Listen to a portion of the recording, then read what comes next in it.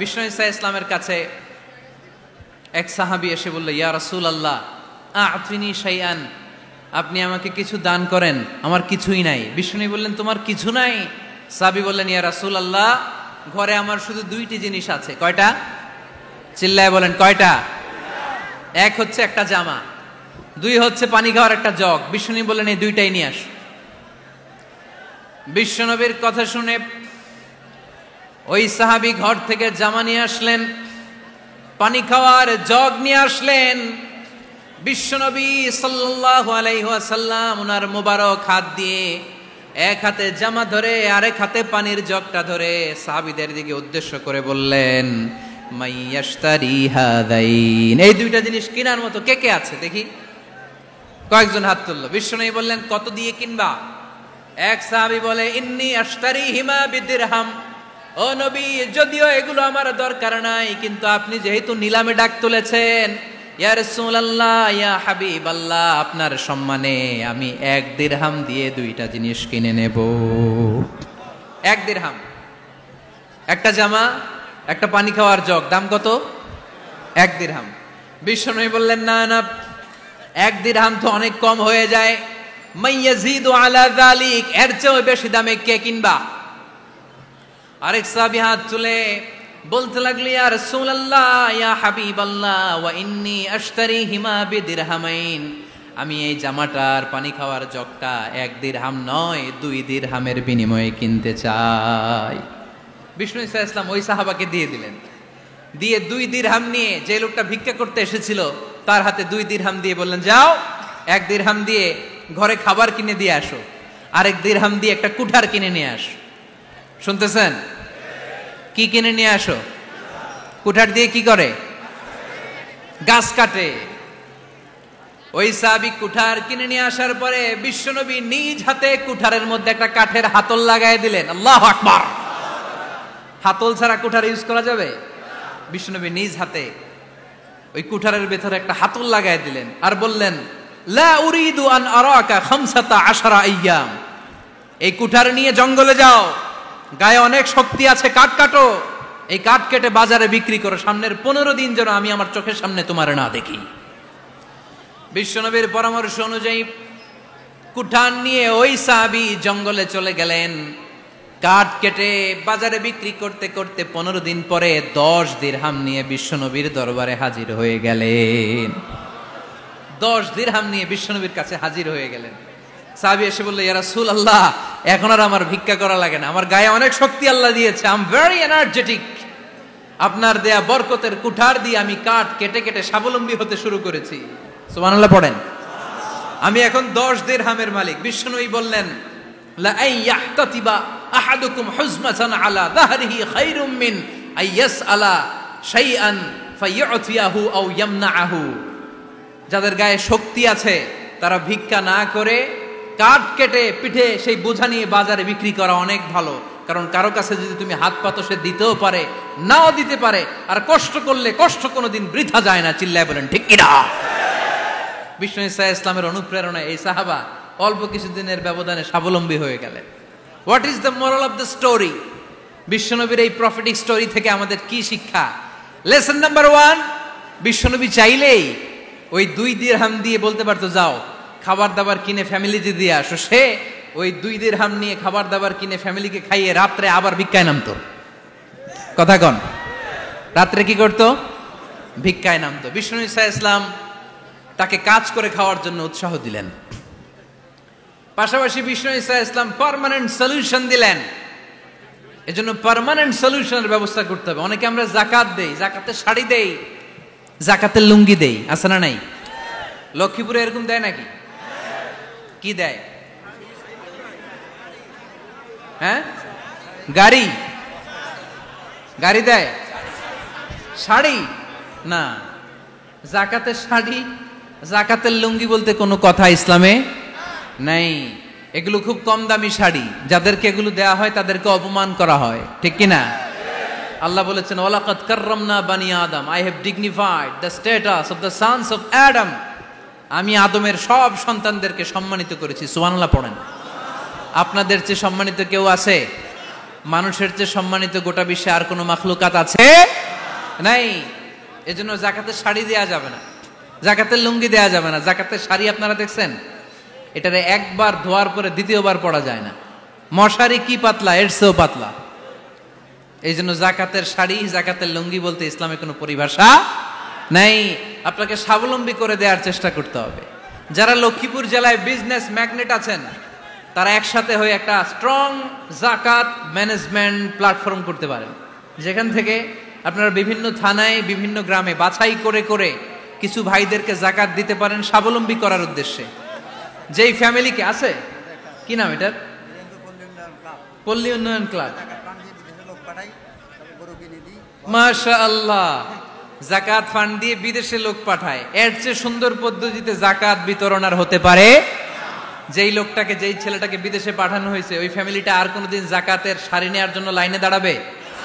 যেই ছেলেটাকে ওনারা অস্ট্রেলিয়ান গাভী কিনে দিছে, দুধ বিক্রি করে যেই ফ্যামিলিটা স্বাবলম্বী হতে শুরু করেছে, তারা আর কোনোদিন যাকাতের লাইনে যেয়ে দাঁড়াবে না। এজন্য যাকাত দিতে হবে স্বাবলম্বী করার জন্য। ইসলাম আমাদেরকে এটাই শিখিয়েছে, কাজ করে খেতে হবে। কাজে লজ্জা নেই, লজ্জা হচ্ছে অলসতায়। লজ্জা কিসে? আজকের আলোচনা থেকে এটা মুখস্থ করে নিতে হবে, কাজে লজ্জা নেই। লক্ষ্মীপুরের ইয়াংস্টারেরা শ্রমে লজ্জা নেই, পরিশ্রমে লজ্জা নেই, লজ্জা অলসতায়। লজ্জা কিসে? আরো জোরে। নবীরা কি এমনি এমনি বসে বসে খাইছে? কঠিন পরিস্থিতিতেও নবীরা পরিশ্রম করে উপার্জন করা লেগেছে, ঠিক কিনা? সাইয়েদনা মারিয়াম আলাইহিস সালাম, যার নামে আল্লাহ তাআলা কোরআনে একটা সূরা দিলেন, উনি পৃথিবীতে এমন একজন মহিয়সী নারী, যেই নারীর গর্ভে, যেই নারীর পেটের ভেতরে স্বামীর স্পর্শ ছাড়া সন্তান দিয়েছে কে? সাইয়েদনা ঈসা আলাইহিস সালাম পেটে আসলেন। মারিয়াম আলাইহিস সালাম লজ্জা পেলেন, হায় হায়, কেমন করে এলাকাবাসীদের কাছে আমি আমার মুখ দেখাবো? বিয়ে করি নাই, স্বামী নাই, বিয়ে হয় নাই, স্বামী নাই, কিন্তু পেটে সন্তান চলে এসেছে। হায় হায়, এলাকায় কেমনে মুখ দেখাবো? লজ্জায় পড়ে মারিয়াম আলাইহিস সালাম এলাকা থেকে চলে গেলেন। কি অবাক করে কাণ্ড! বাচ্চা ভূমিষ্ঠ হওয়ার জন্য, বড় হওয়ার জন্য 6 মাস 7 মাস লাগে নাই, পেটে বাচ্চা আসার সাথে সাথে বাচ্চাটারে বড় করে দিয়েছে কে? সাইয়েদাতুনা মারিয়াম আলাইহিস সালাম এবার বসে পড়লেন, বুঝতে আরম্ভ করলেন প্রেগন্যান্সির পেইন উঠেছে। হঠাৎ করে পেট থেকে বাচ্চা ভূমিষ্ঠ হয়ে যাওয়ার পরে উনি কাঁপতে আরম্ভ করলেন। ক্ষুধার চোটে খাবার কিছু নাই, সামনে ঝর্ণা, উপরে একটা খেজুর গাছ। সাইয়েদনা ঈসা আলাইহিস সালামকে কোলে নিয়ে মারিয়াম আলাইহিস সালাম মনে মনে ভাবে, হায় রে, কেউ যদি একটু খেজুর পেড়ে দিত, এই ক্ষুধার মুহূর্তে আমি খেজুর খেয়ে পেটের ক্ষুধা নিবারণ করতাম। রব্বুল আলামিন মারিয়ামকে উদ্দেশ্য করে আয়াত নাজিল করে দিলেন, ওয়া হুজ্জি ইলাইকি বিজিযইন নাখলাতি তুসাকিত আলাইকি রতবান জানিয়া। কোরআন সাক্ষী, হুজ্জি ইলাইকি বিজিযইন নাখলা, এর মানে হচ্ছে মারিয়াম, কেউ পেড়ে দিবে না, একটু কষ্ট করে হাতটা উঁচু করে খেজুরের ডালা ধরে ঝাঁকুনি মারো, টসটসে কাঁচা পাকা খেজুর নিচের দিকে পড়বে, তারপর তুমি তুলে খাবে। সুবহানাল্লাহ পড়েন। আল্লাহ চাইলে অটোমেটিক্যালি কারামাত হিসেবে খেজুরগুলো নিচে ফেলতে পারতেন না? কথা কন, খেজুরগুলো অটোমেটিক্যালি নিচের দিকে পড়ছে? পড়ে নাই। আল্লাহ শিক্ষা দিয়েছে, যেই পরিস্থিতিতে থাকো না কেন, তোমাকে শ্রম ব্যয় করে, কষ্ট করে তোমার উপার্জন করতে হবে, রিজিকের বন্দোবস্ত করতে হবে। চিল্লায় বলেন ঠিক কিনা? ইসলাম আমাদেরকে এটাই শিখিয়েছে, কাজে লজ্জা নাই। আবার বিশ্বনবী বললেন, ইন খামাতিস সাআ ওয়া ফি ইয়াদি আহাদিকুম ফাসিলাতুন, তোমাদের কারো হাতে যদি একটা চারা বীজ থাকে, সে যদি দেখে কিয়ামত হতে শুরু করেছে, ফাইন ইসতাতাআ আন ইয়াগরিসাহা ক্বাবলা আন তাকুমাস সাআ ফালইয়াগরিসহা, কারো হাতে একটা চারা বীজ নিয়ত করেছে, চারা বীজটা রোপণ করবে, ইন দ্য মিন টাইম দেখলো কিয়ামত হতে শুরু করেছে, বিশ্বনবী বললেন, যদি তোমার সুযোগ থাকে কিয়ামত হওয়ার আগে চারা বীজটা রোপণ করে দাও। কথা বুঝতে পেরেছেন? আপনার হাতে একটা চারা বীজ, আপনি প্ল্যান করেছেন এই চারা বীজটা রোপণ করবেন, ইন দ্য মিন টাইম দেখলেন কি হওয়া শুরু হয়েছে? ইযা জুলজিলাতিল আরদু জিলজালাহা, দ্য বিগেস্ট আর্থকোয়েক, ভূমিকম্প শুরু হয়েছে, কিয়ামত হয়ে যাবে। বিশ্বনবী বললেন, কিয়ামত হইতেছে ওদিকে, আর তোমার হাতে যদি চারা বীজ থাকে, দেরি করো না, কিয়ামত তোমার কাছ পর্যন্ত আসার আগে সুযোগ পেলে চারা বীজটা রোপণ করে দাও। ইসলাম শিখিয়েছে শেষ নিঃশ্বাস পর্যন্ত তোমাকে লড়ে যেতে হবে। এই পৃথিবীতে কেউ কাউকে জায়গা করে দেয় না, জায়গা করে নিতে হয়। এই পৃথিবীটা, the life is not a bed of roses, এটা ফুল বিছানো কোনো ফুল সজ্জা নয়, এটা কণ্টকাকীর্ণ। কেউ আপনার স্পেস করে দিবে না, কেউ আপনাকে সুযোগ করে দিবে না, কেউ আপনার জায়গা করে দিবে না, বরং আপনি জায়গা করে নিলে টাইনা নিচে নামাবে। কথা বলেন। এজন্য কখনো অলসতাকে স্থান দেয়া যাবে। রসুল বাত্তালি দুক্কানু শয়তান, অলস মস্তিষ্ক শয়তানের আড্ডা। অলস যদি কেউ থাকে এটারে টেনে বেঁধে কাজে নামাবেন, পারা যাবে? আলহামদুলিল্লাহ লক্ষ্মীপুরে এরকম অলস ছেলে পেলে নাই।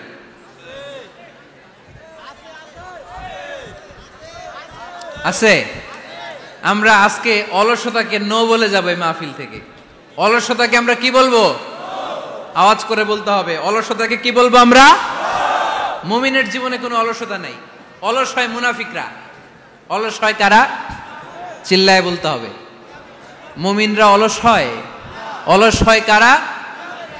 এজন্য কোরআনে আল্লাহ একথাও বলে দিলেন, ওয়াইদা কামু ইলাস সালাতি কামু কুসালা ইউরাউনান নাসা ওয়ালা ইয়াযকুরুনাল্লাহা ইল্লা কালিলা। সুবহানাল্লাহ পড়েন।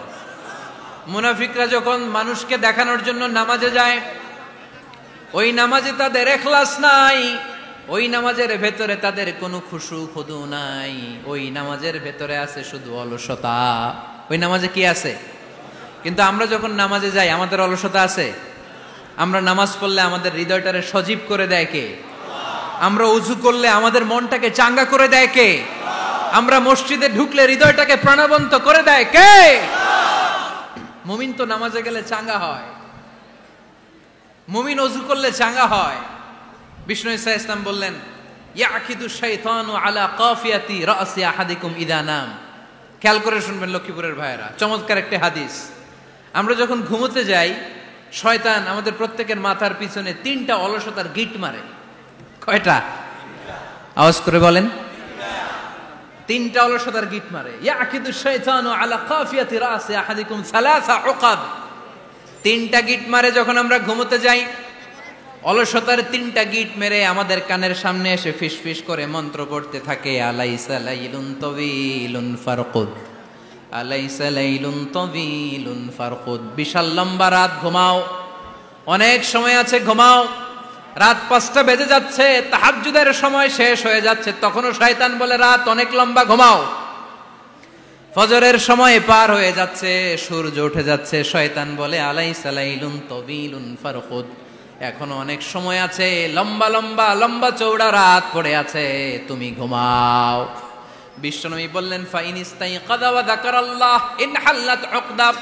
আমার উম্মতের কেউ যখন ঘুম থেকে জেগে ঘুম থেকে ওঠার দোয়া পড়া শুরু করে দেয়, অলসতার প্রথম গিটটা সাথে সাথে খুলে দেয় কে? আপনি ঘুম থেকে উঠেই যখন ঘুম থেকে ওঠার দোয়া পড়বেন, আপনার অলসতার প্রথম গিট খুলে দেয় কে? ঘুম থেকে ওঠার দোয়াটা কি? আলহামদুলিল্লাহিল্লাযী আহইয়ানা বা'দামা আমাতানা ওয়া ইলাইহিন নুশুর। প্রশংসা সে আল্লাহ, যে আল্লাহ আমাদেরকে লম্বা একটা ঘুম শেষে, মৃত্যু শেষে আমাদেরকে ঘুম থেকে উঠালেন। এই দোয়াটা পড়ার সাথে সাথে শয়তান যে 3টা গিট মারছে, ওই 3টার একটা খুলে দেয় কে? Fine তাওয়াদ্দা in হাল্লাত উকদা। ঘুম থেকে জেগে ঘুমের দোয়া পড়ার পরে যখন কেউ ওযু করে ফেলে, অলসতার দ্বিতীয় গিটটাও খুলে দেয় কে? ওযু করার পরে ফাইন সাল্লাত ইন হাল্লাত উকদা, নামাজের মুসল্লায় দাঁড়িয়ে যখন নামাজ শুরু করে দেয়, অলসতার 3 নাম্বার গিটটাও খুলে দেয় কে? 3টা গিট যখন খুলে দেয়, বিষ্ণু ঈসা ইসলাম বললেন, ফাআসবাহা নাশীতাল কলব। নাশীত, তখন মুমিন বান্দা সজীব হয়ে ওঠে, প্রাণবন্ত হয়ে ওঠে, উচ্ছ্বসিত হয়ে ওঠে। ওয়া ইল্লা খাবিসান নাফসি কাসলান। আর যদি ঘুমিয়ে থাকে, 3টা গিট তার মাথার পেছনে শয়তানের অলসতার লেগে থাকে, তাহলে তার দিনটা শুরু হয় অলসতা দিয়ে, আর সে হয় অলসতার রাজা। চিল্লায় এখন ঠিক কিনা? এজন্য আমরা কি অলস হতে চাই না কর্মঠ হতে চাই? কোন নবীরা কি অলস ছিলেন? পৃথিবীতে কোন নবী অলস ছিলেন? সব নবী কর্মঠ ছিলেন। বিষ্ণু ঈসা ইসলাম বললেন, মা বাআসাল্লাহু নাবিয়্যান ইল্লা রাআল গানাম, এই পৃথিবীতে এমন কোন নবী নাই যেই নবী বকরি চড়ায় নাই। কি চড়ায় নাই? বকরিরে আপনারা লক্ষ্মীপুরের ভাষায় কি বলেন? কি বলেন? ছাগল। তো পৃথিবীতে এমন কোন নবী নাই যেই নবী কি চড়ায় নাই? ছাগল চড়ায় নাই। সাহাবারা বললেন, ইয়া রাসূলুল্লাহ আনতা কাযালিক, আপনিও ছাগল চড়াইছেন? বিশ্বনবী সাল্লাল্লাহু আলাইহি ওয়াসাল্লাম বললেন, না, আমিও ছাগল চড়িয়েছি। ওয়া ইন্নী আরআহা আলা কারারাইতি আহলি মক্কা, আমি তো মক্কাবাসীদের অল্প কিছু পয়সার বিনিময়ে তাদের ছাগলগুলোকে চড়িয়ে দিতাম। সুবহানাল্লাহ পড়বেন না? বিষ্ণু ঈসা ইসলাম ছাগল চড়াতেন। ছাগল চড়ানো সহজ কাজ না কঠিন কাজ? কেন কঠিন এটা? হ্যাঁ, টেরা, খুঁটি মারে। হ্যাঁ, তো ছাগল যারা পালে তারা জানে ছাগল পালা কত কষ্ট। ওরে ডানে টান দিলেও কই যায়, রশি ধরে বায়ে টান দিলে কই যায়, সামনে টানলে কই যায়, পিছনে টানলে কই যায়। সারা সপ্তাহ আপনি সময় পান না এটারে গোসল করাবেন। ভাবলেন আজকে জুমার দিন আমিও গোসল করি, এটারে গোসল করাই। এটারে আপনি পুকুর ঘাটে নিবেন, টান দিয়েছেন, ওর বাপের কিরা ও 1 ইঞ্চিও সামনে যাবে না। ঠিক কি না? এই টেরা প্রাণী আল্লাহর কি কি মহিমা। আল্লাহ তাআলা পৃথিবীর সবচেয়ে শ্রেষ্ঠতম মানুষদেরকে ছাগল চড়িয়ে ছেড়েছেন। ঠিক কি না? মা বাআসাল্লাহু নাবিয়্যান ইল্লা রাআল গানাম, এই পৃথিবীতে এমন কোন নবী ছিল না যে নবীরা ছাগল চড়ায় নাই। আল্লাহ বুঝাতে চাইলেন ছাগল চড়ানো অনেক কষ্টের কাজ, অনেক ধৈর্যের প্রয়োজন। এখন নবীরা তোমরা ছাগল চড়াও, কিছুদিন পর ছাগলের চেয়েও টেরা জাতি মানুষ চড়াইতে হবে। মানুষের মধ্যেও টেরা আছে না নাই? ভালো বললে ভালোটা বুঝে না, ডানে যেতে গেলে বায়ে যায়, বায়ে যেতে বললে ডাইনে যায়, এরকম আছে না নাই? সম্মানিত ভাইয়েরা, সমস্ত আম্বিয়া আলাইহিমুস সালাম ওনারা কর্মঠ ছিলেন। সাইয়েদনা আদম আলাইহিস সালাম নিজ হাতে চারা গাছ রোপণ করে চাষাবাদের কাজ করেছেন। সুবহানাল্লাহ পড়েন। সাইয়েদনা ইব্রাহিম আলাইহিস সালাম চাষাবাদের কাজ করেছেন। সাইয়েদনা দাউদ আলাইহিস সালাম নিজ হাতে যুদ্ধের জন্য যে পোশাক পরতে হয়, যেটা পরলে গায়ের মধ্যে ছুরি মারলেও ঢুকে না, ওই শিরস্ত্রাণ বানিয়েছেন, নিজ হাতে তলোয়ার বানিয়েছেন। সুবহানাল্লাহ পড়েন। সাইয়েদনা মূসা আলাইহিস সালাম ছাগল চড়িয়েছেন। সাইয়েদনা মূসা আলাইহিস সালামের মেজাজ নরম না গরম? নবীদের মধ্যে সবচেয়ে বেশি মেজাজওয়ালা নবী ছিলেন মূসা আলাইহিস সালাম। উনিও 8 থেকে 10 বছর সাইয়েদনা শুআয়ব আলাইহিস সালামের এরিয়াতে ছাগল চড়িয়েছেন। চিল্লায় বলেন সুবহানাল্লাহ। এজন্য নবীরা যেহেতু কাজ করেছেন, কর্মঠ ছিলেন, আমরাও কর্মঠ হব। ঠিক কি না? সাহাবারাও কর্মঠ ছিলেন, বিশ্বনবীর সাহাবারাও ব্যবসা করতেন। সাইয়েদনা আবু বকরের বিশাল ব্যবসা প্রতিষ্ঠান ছিল। সুবহানাল্লাহ পড়ে। আপনারা হজ উমরা করেছেন কে কে দেখি? করছেন?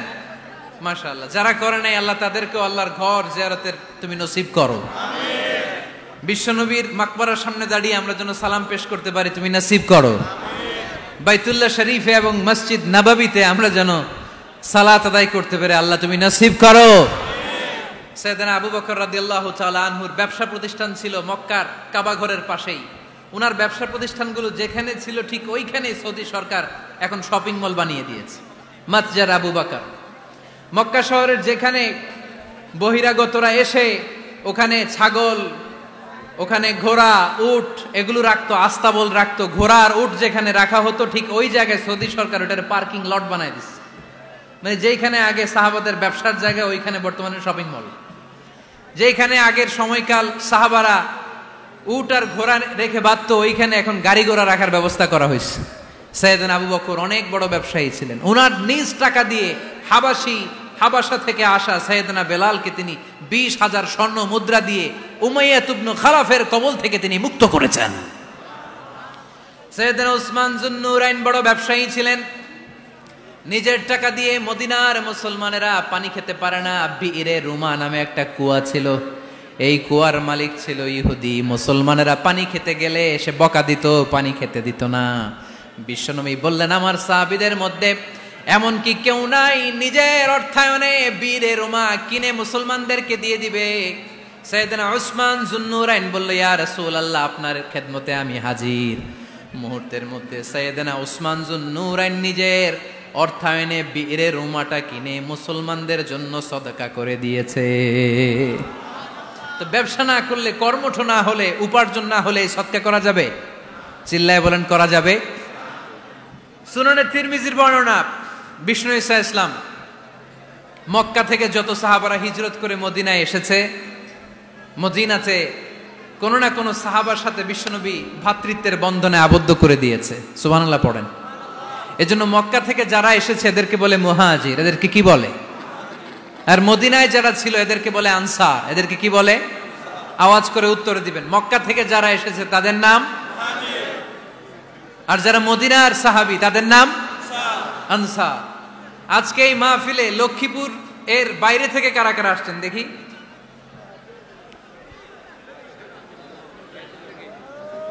মাশাআল্লাহ মাশাআল্লাহ, অনেক আসছে। আল্লাহ ভাইদেরকে তুমি কবুল করো, হাত নামান।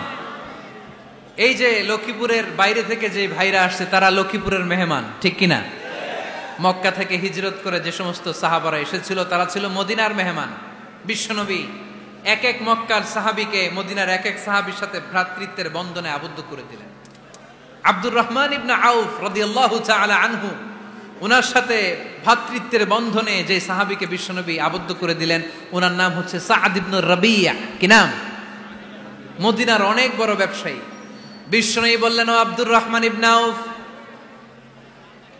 সম্পদ ছেড়ে দিয়ে, পরিবার ছেড়ে দিয়ে, স্থাবর অস্থাবর সব ছেড়ে দিয়ে আল্লাহ রাসূলের ভালোবাসায় মক্কা থেকে মদিনায় এসেছো।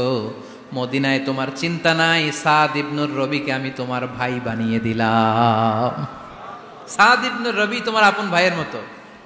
সাদ ইবনে রবি বলল, আব্দুর রহমান, জীবনে তোমারে কোনোদিন দেখি নাই, তোমারে আমি চিনি না, তোমার নাম শুনি নাই, কিন্তু বিশ্বনবীতে তোমার দায়িত্ব আমাকে দিয়েছে। আমার চেয়ে বড় ধনী এই মদিনার মধ্যে দ্বিতীয় কেউ নাই। আজ থেকে তুমি আমার ভাই, আজ থেকে তুমি আমার কি? আল্লাহ আমাকে যত সম্পত্তি দান করেছে তার অর্ধেক সম্পত্তি আমি তোমার নামে দিয়ে দিলাম। ও আব্দুর রহমান ইবনে আউফ, শুধু তাই নয়, রব্বুল আলামিন আমাকে দুইজন স্ত্রী দিয়েছে। কয়জন? তুমি দেখো আমার কোন স্ত্রীকে তোমার বেশি ভালো লাগে, যার নাম তুমি বলবে সাথে সাথে আমি তারে তালাক দিয়ে দিব। তার ইদ্যত পালন শেষে তুমি তাকে বিয়ে করে তোমার সাথে নিয়ে যাবা। সুবহানাল্লাহ পড়ে। কারণ বিশ্বনবী তোমার দায়িত্ব আমার কাছে দিয়েছে, তুমি আমার ভাই, আমি মদিনার সবচেয়ে বড় ধনী, আমার অর্ধেক সম্পদ আমি তোমারে দিয়ে দিব, আমার দুই স্ত্রীর এক স্ত্রীকে তোমারে দিয়ে দিব। সাইয়েদনা আব্দুর রহমান ইবনে আউফ এই কথা শুনে অবাক হলেন।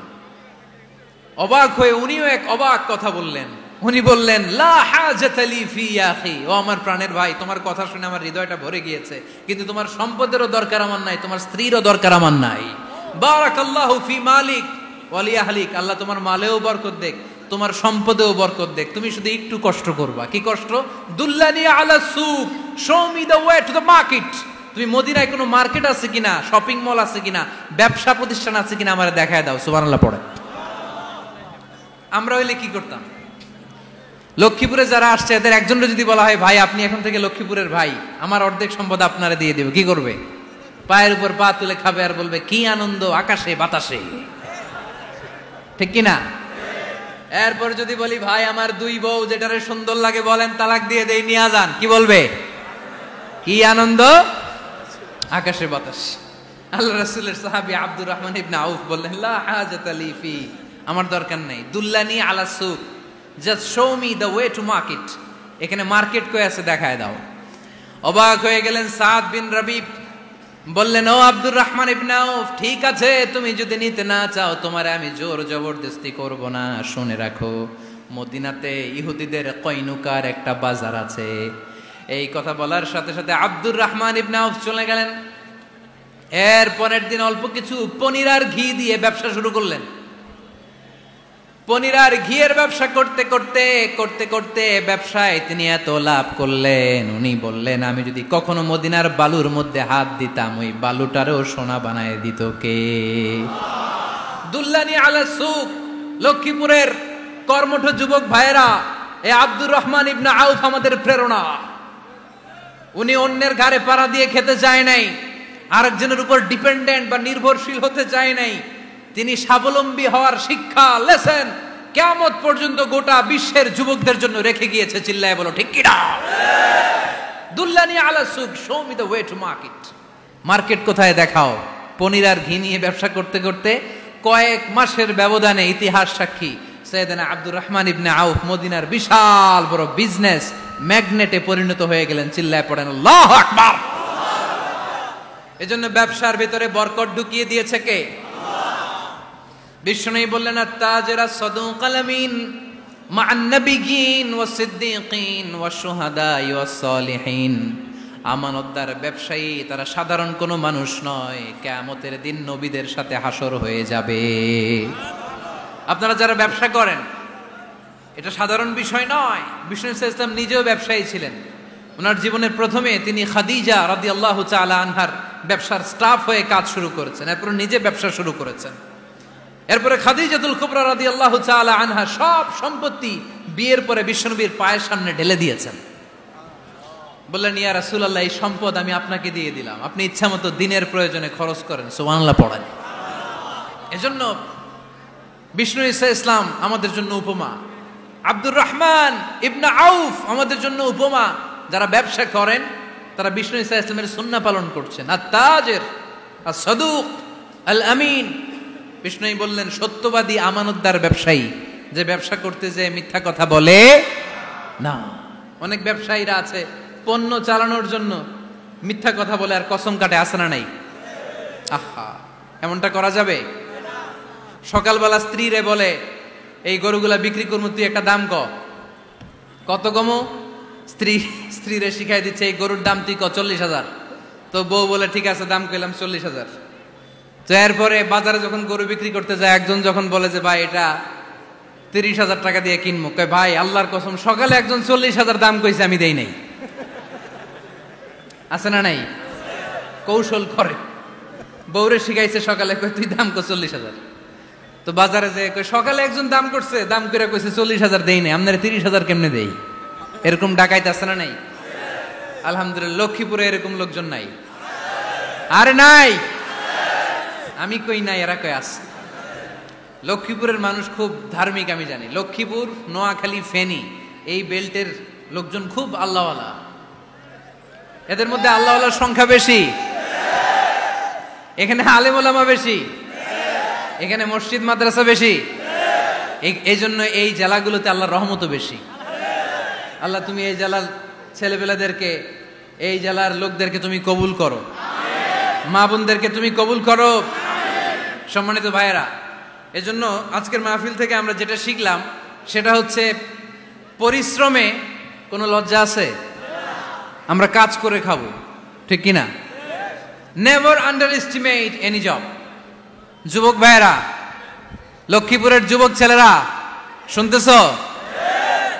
এরকম আওয়াজ করতে হবে, কান খাড়া করে শোনো। Never under estimate any job. কোন চাকরিকে ছোট করে দেখা যাবে, whether it's small or big, you don't care. এটার কেয়ার করা যাবে না। ছোট্ট চাকরি পাইলেই ঢুকে যাবা, বড় অফার আসলে পরে ঢুকবা। এটা ছোট কাজ, এটা হোটেলের ওয়েটার, এটা ছোট্ট স্টাফ, এটা কেরানি না। কাজ কাজই, কাজের মধ্যে কোনো ছোট বড় নাই। খেটে খাওয়া মানুষকে বিশ্বনবী অনেক সম্মান করতেন।